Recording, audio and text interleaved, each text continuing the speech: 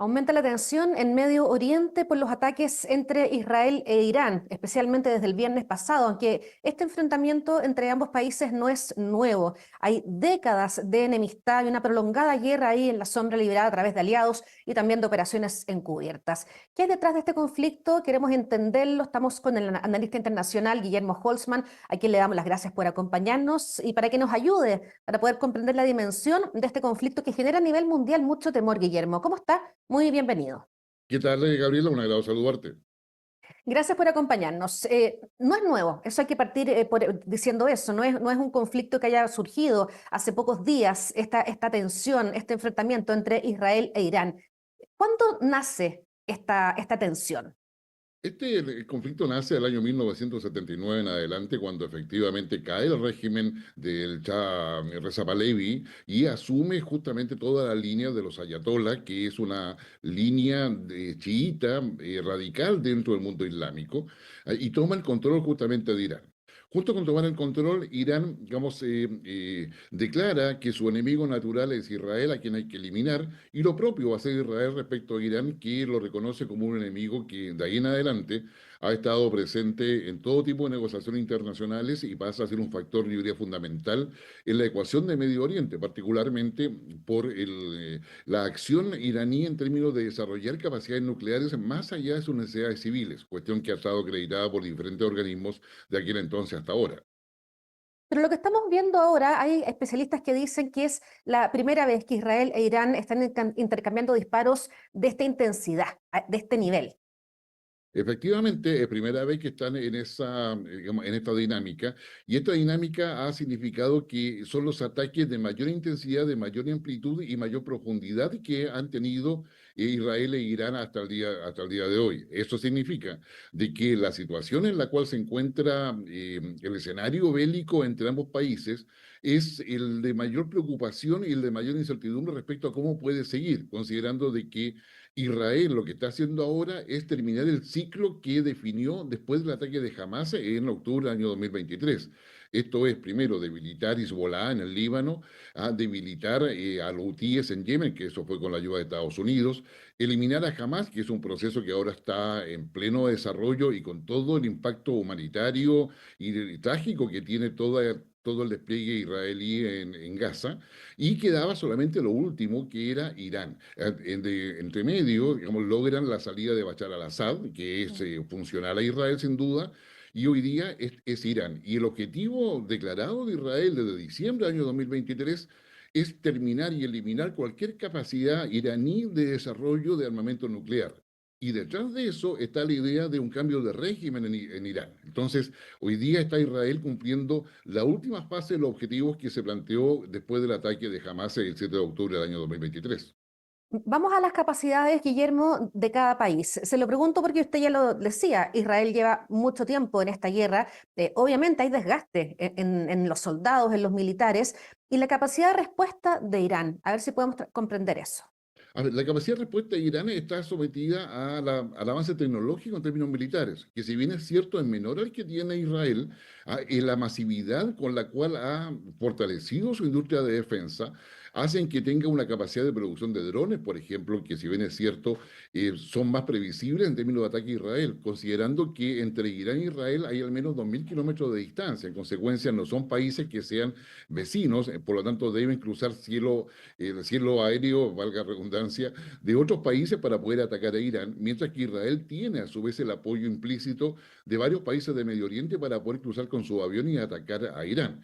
Irán hoy día tiene misiles balísticos Balísticos. importantes, claro, que son los que está atacando Israel, pero también hipersónicos, que son aquellos que pueden cruzar el sistema de defensa de Israel y son los que están provocando los mayores daños en las principales ciudades, en la infraestructura crítica de Israel actualmente. Entonces, Israel tiene, yo diría, muchos aviones, pero pocos pilotos. Ajá. Tiene a su vez mucha capacidad de artillería, pero su principal arma son los misiles balísticos y la segunda arma son los grupos proxy que tiene no solamente en Medio Oriente, sino que en todo el mundo, ya sea digamos, aquellos que siguen a Hezbollah o que siguen a otros grupos dentro de lo que Irán ha ido apoyando a nivel global, justamente para poder tener una suerte de plan B en caso de un ataque de esta naturaleza. Yo leí hoy día una nota en un portal internacional que decía que Estados Unidos es el único país que tiene la bomba para destruir las temidas centrales nucleares subterráneas de Irán. Y claro, surge este tema de las centrales nucleares. Hay una que se supo de su existencia en el 2002, si no me equivoco, la planta de Natanz, que está en el centro del país, que creo que es la más conocida de estas instalaciones nucleares iraníes. Efectivamente, la más conocida y es donde se produce uranio enriquecido. Un informe de diciembre del año 2023 de parte de la Organización Internacional de Control Nuclear de Naciones Unidas dio cuenta de que en esa planta y en Fordow, que es la otra, que está cerca de la ciudad de Qum, en Irán, son las que digamos, se pudo establecer en esta organización de que habían instalaciones que no habían sido reportadas en los acuerdos que se había comprometido Irán. Y es ahí donde ellos reportaron específicamente que el enriquecimiento de uranio había llegado al 83,3%, es decir, capacidad suficiente para poder generar armamento nuclear. Según Israel, digamos, Irán estaría a pocos meses de poder generar un arma nuclear, es decir, colocar capacidad nuclear en una ojiva de estos misiles o sea, balísticos o hipersónicos para poder atacar. Y ese es el argumento que está usando Israel para poder atacar. Y ahora el problema que tenemos es que Israel quiere destruir esa capacidad nuclear, cosa que también está de acuerdo Estados Unidos y están de acuerdo los países del G7, más China y más Rusia. Ninguna potencia del mundo hoy día quiere que Irán tenga capacidad de armamento nuclear o acceso a todo ello. Entonces, hoy día el tema está en que para poder destruir tanto las instalaciones subterráneas digamos, de Natanz como de Fordow, se requiere usar misiles antibúnker, es decir, misiles que sean capaces de penetrar hormigón armado, rocas, qué sé yo, y que puedan afectar justamente las instalaciones subterráneas. Pero esos misiles los tiene solamente Estados Unidos. Solamente Estados Unidos los tiene, como Rusia también tiene, dicho sea de paso, pero Estados Unidos para estos efectos lo tiene, pero además es el único que tiene la capacidad de poder aerotransportarlos y tiene los bombardeos necesarios para poder, digamos, aplicarlos y poder justamente atacar a Irán. Y eso significa la intervención directa de Estados Unidos, dado de que no hay certeza y no hay acuerdo político en Estados Unidos de pasarle esa capacidad a Israel para que la maneje en forma autónoma. Esa posibilidad, porque hoy día Donald Trump está analizando una decisión que es muy crítica, si se involucra o no militarmente o continúa con la diplomacia en este conflicto entre Israel y el régimen de Teherán. ¿Qué opción ve usted de que finalmente Estados Unidos se involucre militarmente en este conflicto? Yo creo que Estados Unidos va a tomar la decisión en las próximas horas respecto a poder lanzar misiles antibúnker contra las centrales que están en Fordow y en Natanz. Eso significa que no va a ser solamente un ataque. Los misiles antibúnker que tiene Estados Unidos, según la información en fuentes abiertas, pueden penetrar hasta 60 metros, quizá un poco más, pero las instalaciones subterráneas están a 300 o 500 metros de profundidad. En consecuencia, se requiere un ataque permanente e intenso para saturar, perdón, toda la capacidad defensiva de Irán y poder justamente generar un daño que sea irreversible a las plantas que tiene actualmente Teherán. El tema está en que para hacerlo requiere colocar mucha capacidad explosiva en los misiles e incluso, digamos, con alguna capacidad nuclear, pero a su vez también al destruir esas plantas genera el riesgo de accidentes de radioactividad que vayan a Ese es el justamente gran a... miedo a Exactamente. nivel mundial, claro. Y por eso mismo Estados Unidos ya ha desplegado los aviones Fénix, que son los que pueden medir la radioactividad y establecer cuál es el impacto que eso puede tener. Entonces, si bien es cierto, digamos, Estados Unidos no se estaría involucrando directamente, el solo hecho que sea él el que mande esos misiles, lo deja instalado dentro, en el centro del conflicto que actualmente tiene Israel e Irán. Y en todo este conflicto, Guillermo, ¿qué pasa con Vladimir Putin? ¿Qué postura o qué papel podría cumplir? Vladimir Putin es fundamental, o sea, no es casualidad de que Trump haya señalado que un mediador puede ser Putin.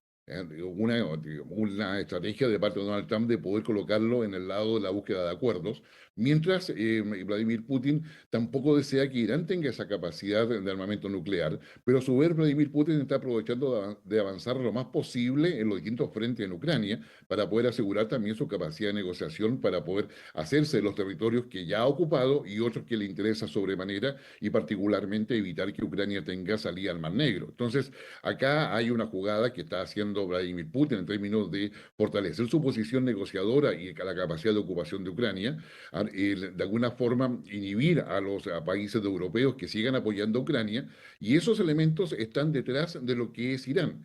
A Rusia no le interesa tanto que apoyar a Irán con armamento, sino que mantener su base, particularmente en Siria, la base naval que tiene, que es muy poderosa y muy importante para Rusia, pero tanto China, que ya ha ordenado evacuar Teherán, también está en la misma idea de que Irán no tiene mucha capacidad de poder pedir ayuda a las alianzas que normalmente, históricamente ha tenido con Eso Rusia y le con quería China. preguntar, claro, ¿a dónde podría mirar Irán en este escenario?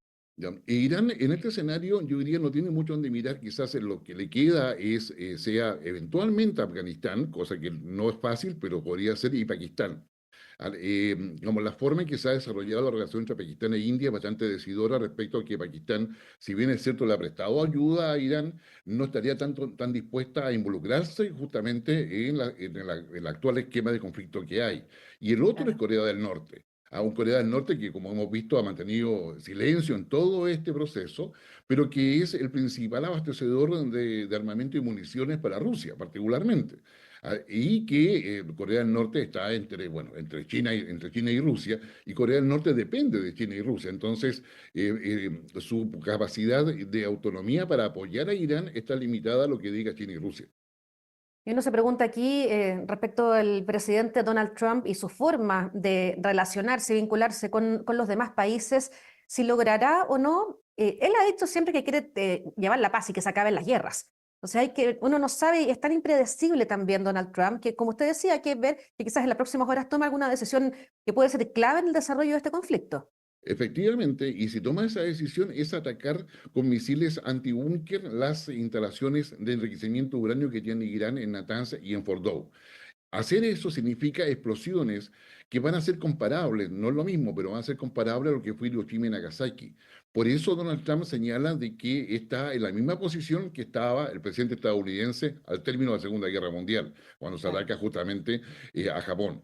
Entonces, yo creo que acá hay un tema. Lo otro es que Irán siempre ha mantenido un plan B con sus grupos proxy, que es Hezbollah, que también tiene presencia en América Latina y en varios otros países del mundo, son acciones que podrían ir contra los intereses estadounidenses. Es decir, si el Donald Trump decide atacar, digamos, las plantas nucleares de enriquecimiento de uranio de Irán, Irán va a responder no solamente en el territorio que corresponde en su conflicto con Israel, sino que es muy posible que aumente la conflictividad en otras partes del mundo con ataques de tipo terrorista contra intereses israelíes y contra intereses estadounidenses en varios países, incluyendo varios de América Latina, Bueno, Argentina, sin ir más lejos. por Ahí ejemplo. se ha reforzado la seguridad ahí en ciertos puntos porque hay una historia ahí detrás bien importante. Hablemos un poco, Guillermo, del Mossad y esta operación bien sofisticada que llevó adelante para infiltrarse en Irán y neutralizar los misiles del régimen. Bueno, Mossad lo que hace es tener unidades encubiertas, insertas o incrustadas, como se diría técnicamente, en territorio iraní, aprovechando de que no todos los iraníes son chiitas. O sea, el gobierno iraní no tiene todo el apoyo de la sociedad iraní, probablemente tal. En consecuencia, hay un tema que ha facilitado el hecho de que el Mossad pueda involucrarse y pueda incrustarse dentro de las zonas de Irán. Irán es un país inmenso, dicho sea de paso, si uno ve el mapa, Sí. no es un país pequeño. Y han logrado no solamente colocar capacidad como de infantería, sino también capacidad motorizada para poder llevar los drones, para poder llevar y apoyar la acción encubierta y atacar justamente los sitios de lanzamiento de misiles y poder inhabilitar las comunicaciones dentro de Irán. Recordemos que lo que hacen en el fondo en Israel es una labor muy planificada, que es primero atacar todos los centros de desarrollo de armas que tiene Irán. Lo segundo, romper la línea de mando del ejército de la Guardia Republicana de Irán. Tercero, eliminar a los científicos que están apoyando, los principales científicos, es decir, romper la línea de mando y desconectar a aquellos que al lado político, al ayatollah, de todo el resto de las fuerzas, de tal forma de generar la división. Eso es lo que ha realizado y lo que sigue realizando hoy día Israel. Entre medio, tenemos no solamente los misiles balísticos, sino que ciberataques que deben ser ya por lo menos sobre 2.000 fácilmente para poder, de parte de Irán hacia Israel, para poder ya sea, neutralizar su capacidad defensiva, su capacidad de comunicaciones y también su capacidad de respuesta. Y lo propio está haciendo Israel en Irán. Es decir, acá hay varias capas de la guerra. Esto es una guerra multidominio, si se quiere, porque se da desde los satélites, el acceso a la información, desde el punto de vista aéreo, desde el punto de vista naval, etcétera. Y esto digamos, está dando cuenta de un conflicto que está mucho más allá, es muy superior en términos de uso de tecnología a lo que tenemos en la guerra de Ucrania con Rusia. En Rusia. Vamos brevemente a lo que está pasando en la Franja de Gaza, Guillermo. Las imágenes son impactantes.